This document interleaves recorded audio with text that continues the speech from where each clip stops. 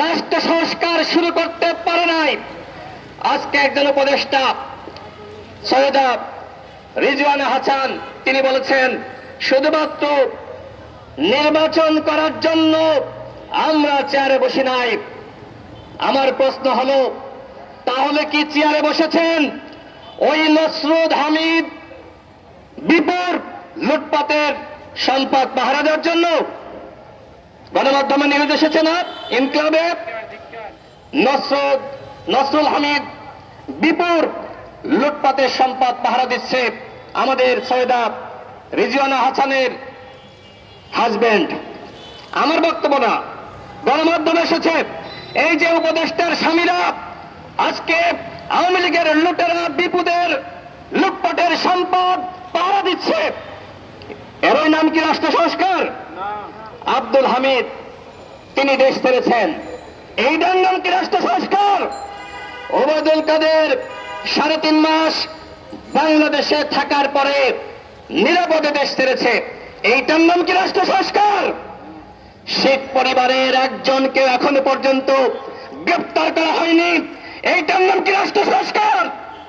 শেখ হাসিনাকে ভারত থেকে কবে কখন ফিরে আনা হবে আমরা সেইটার কোনো বন্দোবস্ত লক্ষ্য করছি না, এইটার নাম কি গণহত্যার বিচার?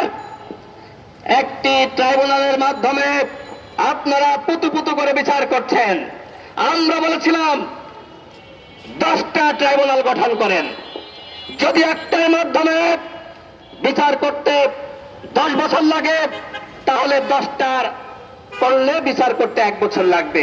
আমাদের কথা শোনেন নাই, পুতু করে বিচার করছেন, আর এখন বলছেন রাষ্ট্র সংস্কার গণহত্যার আগে কোন নির্বাচন নয়।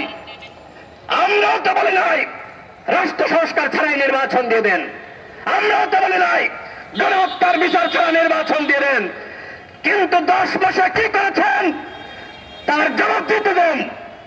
আপনারা 10 মাসে কি করেছেন?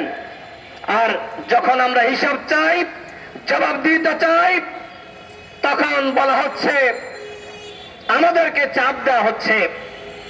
ডক্টর মোহাম্মদ ইউনূস স্যার এই বাংলাদেশের একজন নাগরিক বলে নাই আপনাকে পদত্যাগ করতে হবে। কেউ বলেছে বন্ধুগণ?